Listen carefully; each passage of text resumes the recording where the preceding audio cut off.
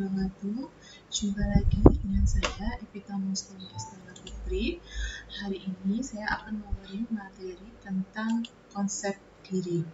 Jangan lupa klik like, subscribe, share video ini ya. Terima kasih. Apa konsep diri? Konsep diri adalah pengetahuan individu tentang diri. Konsep diri memberikan kita kerangka acuan yang mempengaruhi manajemen kita terhadap situasi dan hubungan kita dengan orang lain. Dari dua pengertian ini dapat dipelajari bahwa konsep diri merupakan bentuk dari hasil kontak sosial dan pengalaman berhubungan dengan orang lain. Dapat disimpulkan, yang dikatakan dengan konsep diri yaitu ide, pikiran, kepercayaan, dan pendirian yang diketahui individu tentang dirinya dan mempengaruhi individu dalam berhubungan dengan orang lain. Konsep diri ini adalah kegiatan dinamis yang dibentuk selama bertahun-tahun dan didasarkan oleh berbagai hal. Salah satunya yaitu reaksi orang lain terhadap tubuh seseorang, persepsi berkelanjutan tentang reaksi orang lain terhadap dirinya. Yang ketiga, hubungan diri dengan orang lain.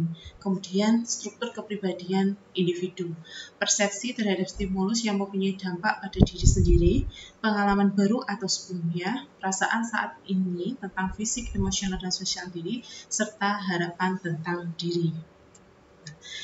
Di sini ada rentang respon konsep diri.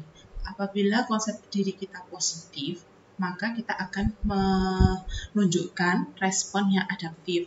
Tetapi kalau konsep diri kita negatif, kita akan menunjukkan respon yang maladaptif atau respon yang merusak atau kurang menyesuaikan. Nah, apa itu respon maladaptif? Ketika konsep diri kita negatif, maka yang terjadi pada diri kita akan mengalami kondisi seperti harga diri rendah, kemudian terjadi kerancauan identitas, serta depersonalisasi. Tetapi kalau konsep diri kita bagus atau positif, kita akan mengalami yang namanya respon adaptif, yaitu konsep diri positif dan kita bisa menunjukkan kemampuan kita melalui aktualisasi diri.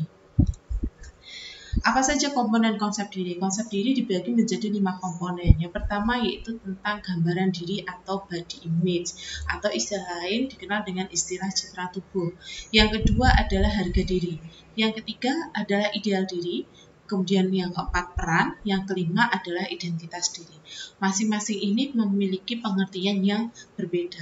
Saya akan menjelaskan mulai dari yang pertama yaitu tentang gambaran diri atau body image.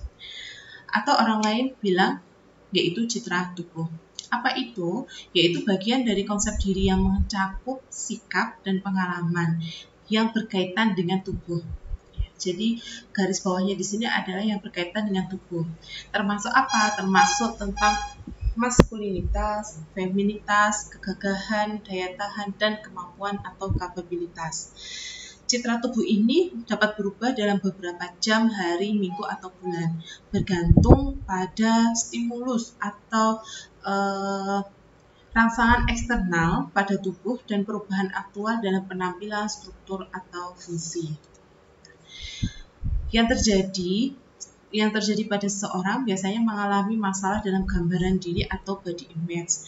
Biasanya melihat tubuh, tidak menyukai tubuh, bentuk tubuh, struktur tubuh, itu yang terlihat pada seorang yang mengalami masalah gambaran diri. Sering kita temui pada klien yang dirawat di rumah sakit.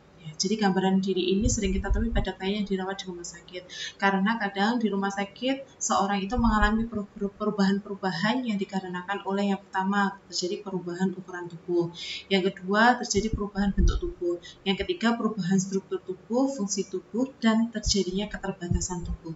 Contohnya apa? Misalkan dirawat di rumah sakit dalam waktu beberapa bulan atau minggu, terjadi penurunan berat badan, atau misalkan kondisi pasien yang mengalami fraktur, kemudian tidak bisa diperbaiki dan kemudian terjadi kondisi amputasi, sehingga pasien tersebut mengalami kondisi perubahan fungsi tubuhnya, perubahan fungsi ekstremitasnya, kemudian perubahan bentuk tubuhnya, serta perubahan struktur tubuh dan keterbatasan yang membuat seseorang itu mengalami kondisi atau masalah body image atau masalah gambaran diri.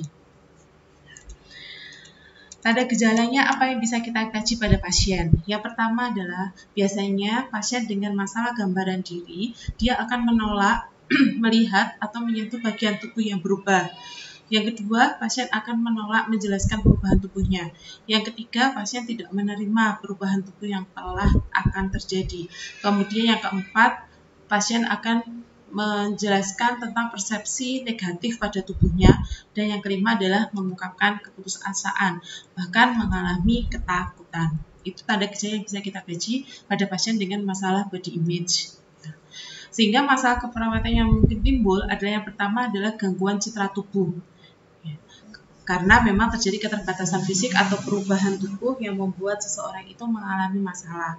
Kemudian yang kedua adalah harga diri rendah. Dengan adanya perubahan struktur tubuh, perubahan ukuran tubuh, dan lain sebagainya tadi, keterbatasan menyebabkan seseorang kurang percaya diri, yang menyebabkan kondisi harga diri rendah. Sehingga dua masalah ini yang mungkin muncul pada pasien dengan masalah gambaran diri. Nah, apa yang harus kita lakukan sebagai perawat? Yang pertama adalah bantu pasien untuk mengidentifikasi perubahan tubuh atau perubahan gambaran diri pada pasien. Yang kedua, setelah itu bantu untuk menerima kenyataan atau realita terkait dengan perubahan struktur, bentuk, dan fungsi tubuhnya. Yang ketiga, kita bantu untuk menyusun rencana penyelesaian masalah yang dihadapi. Kita bantu menyusun solusi-solusi apa yang harus dilakukan ya, untuk menangani masalah yang dialami oleh klien atau pasien.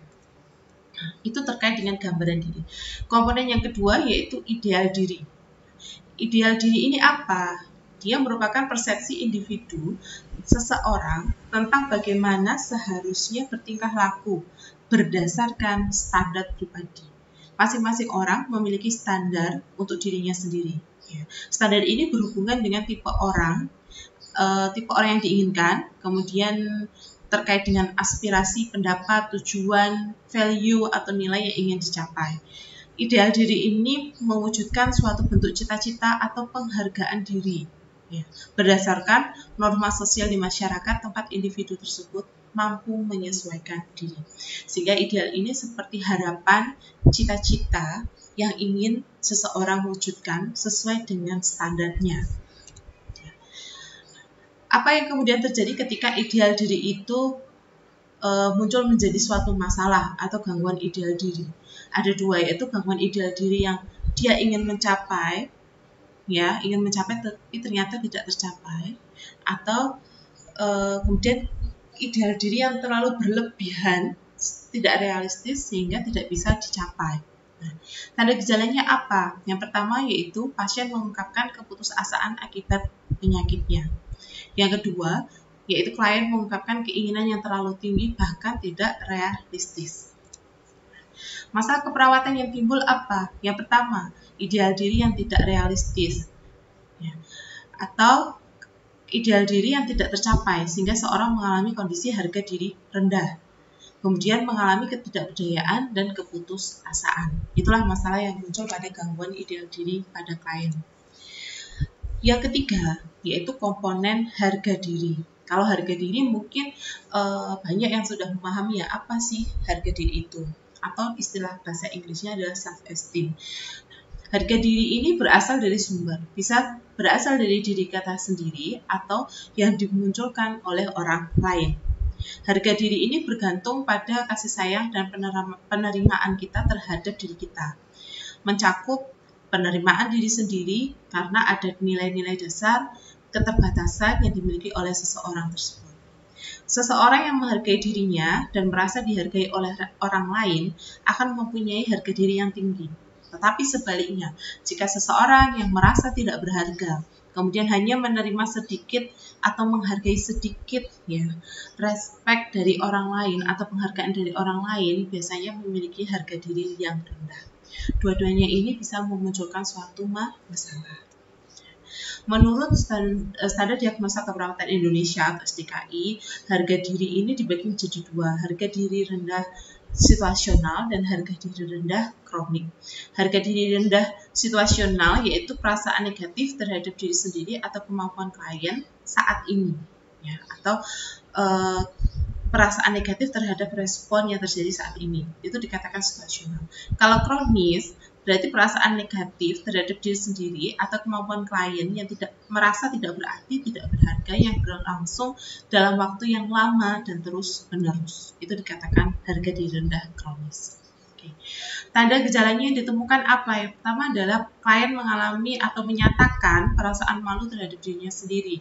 Kemudian menyatakan rasa bersalah terhadap diri sendiri, merendahkan martabat atau nilai dirinya sendiri. Kemudian mengalami gangguan hubungan sosial, seperti menolak berinteraksi dengan orang lain, kemudian kurang percaya diri. Masalah keperawatan yang mungkin timbul apa? Sesuai dengan SDKI tadi, ada dua masalah yang muncul pada harga diri, yaitu harga diri rendah situasional dan harga diri rendah kronis. Kedua hal ini juga bisa menyebabkan seseorang atau klien mengalami masalah keputusasaan, kemudian isolasi sosial, menarik diri dari lingkungan, dan bahkan mengalami resiko perilaku kekerasan. Apa yang harus kita lakukan pada pasien dengan harga diri rendah? Yang pertama, hindarkan penilaian negatif pada pasien.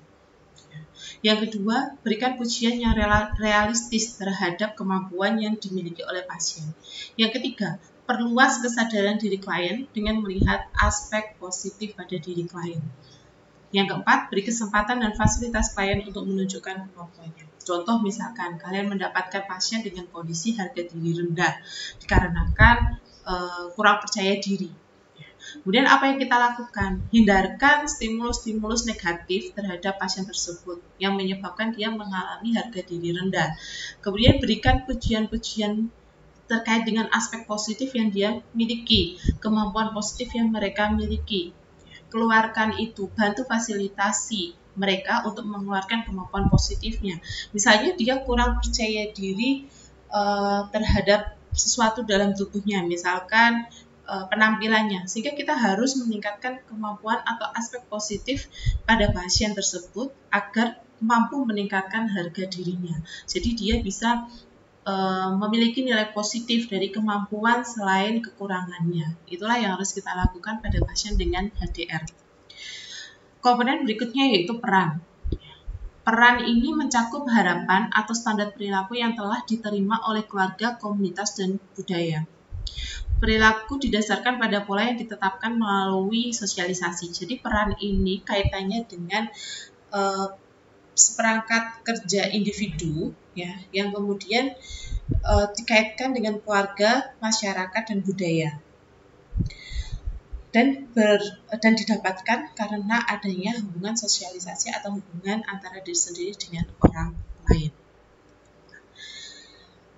Dia merupakan perilaku yang diharapkan secara sosial berhubungan dengan fungsi individu pada berbagai kelompok sosial. Contohnya, ketika Anda di sini sebagai mahasiswa, Anda memiliki peran apa? Anda harus belajar, ya, belajar di kampus, kemudian mengerjakan tugas, menyelesaikan tugas, menghormati dosen. Itu merupakan peran yang kalian alami atau yang memang harus diberikan pada gelar yaitu mahasiswa. Itulah yang dinamakan dengan peran. Apakah ada masalah di sini? Ada, yang namanya gangguan peran.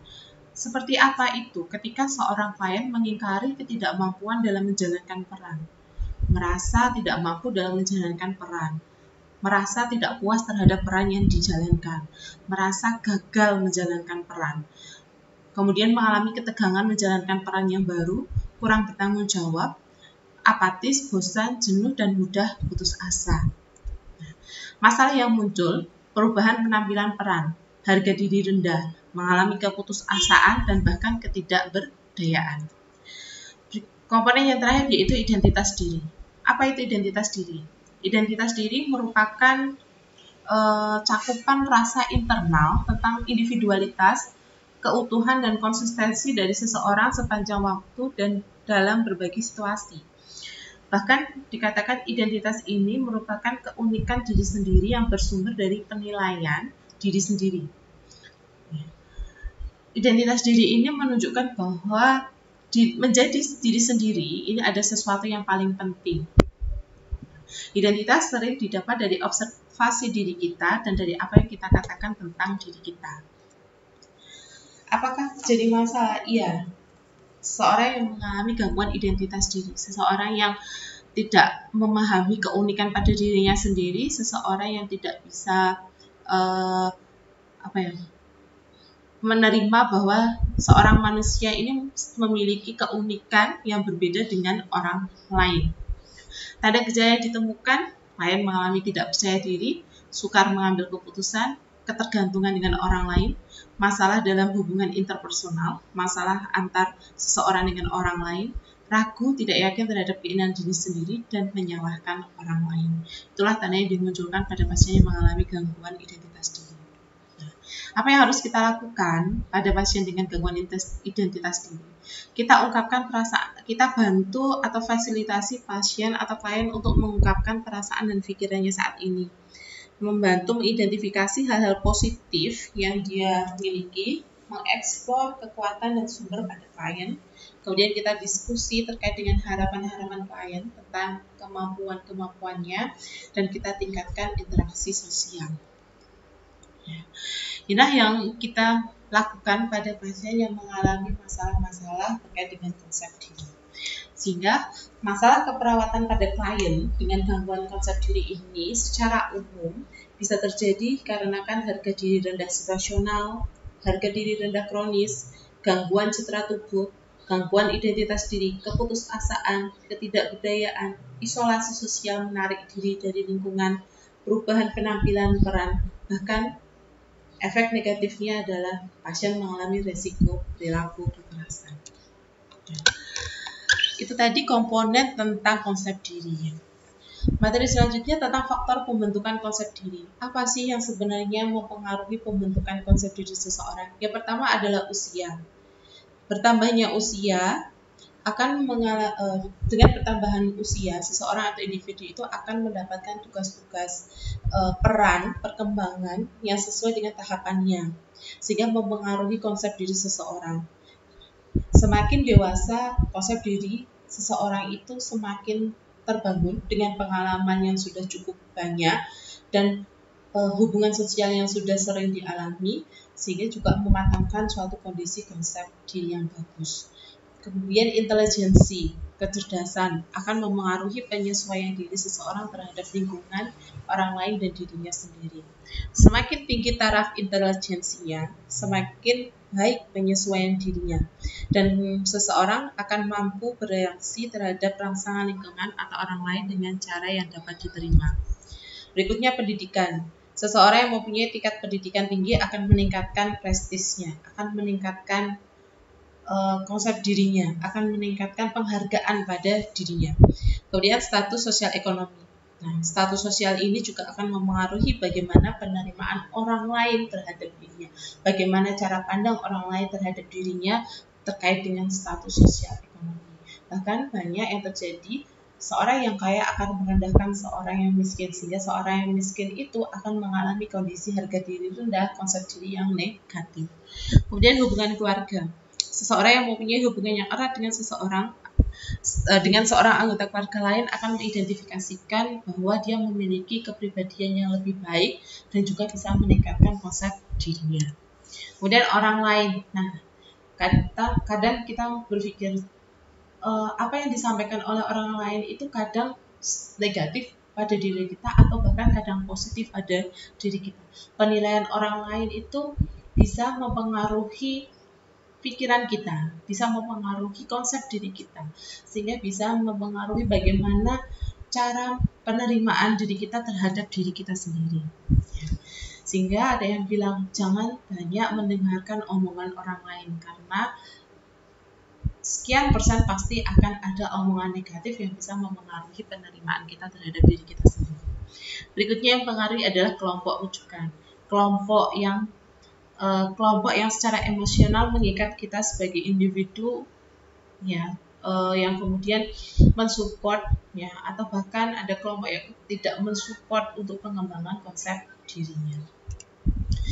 Sehingga di dalam konsep diri ada yang negatif dan positif seperti yang saya sampaikan di awal. Nah, bagaimana sih atau seperti apa jadi orang yang memiliki konsep diri negatif? Yaitu orang yang peka terhadap kritik, ya, suka mendengarkan kritik-kritik, apalagi kritik-kritik yang menurunkan harga diri atau martabat seseorang. Kemudian responsif terhadap pujian, cepat sekali tanggap terhadap pujian, mempunyai sikap yang hiperkritis, banyak mengkritisi, kemudian cenderung merasa tidak disenangi orang lain, merasa tidak diperhatikan, dan pesimis. Ya, itu negatif. Tapi yang positif apa? Mampu mengatasi masalah, kemudian merasa setara dengan orang lain sehingga memiliki kepercayaan diri yang bagus. Kemudian menerima pujian tanpa rasa malu karena merasa bahwa pujian itu memang layak untuk dirinya. Menyadari bahwa setiap orang memiliki berbagai perasaan, keinginan, perilaku yang tidak seluruhnya disetujui oleh masyarakat. Di sini berarti berkata bahwa tidak banyak mendengarkan omongan orang lain. Yang berikutnya adalah mampu memperbaiki diri, mampu bertransformasi terhadap kepribadian maupun perubahan yang negatif yang terjadi pada dirinya sendiri. Kemudian apa yang mempengaruhi yaitu perkembangan tadi, bisa dari usia, perkembangan pendidikan, sosial, ekonomi, dan sebagainya. Kemudian significant other, orang yang terpenting atau terdekat, ini yang paling mempengaruhi kita untuk bisa mengembangkan konsep diri kita. Apakah kita mau mengambil konsep diri yang positif atau bahkan yang negatif, tergantung dari siapa orang terdekat kita.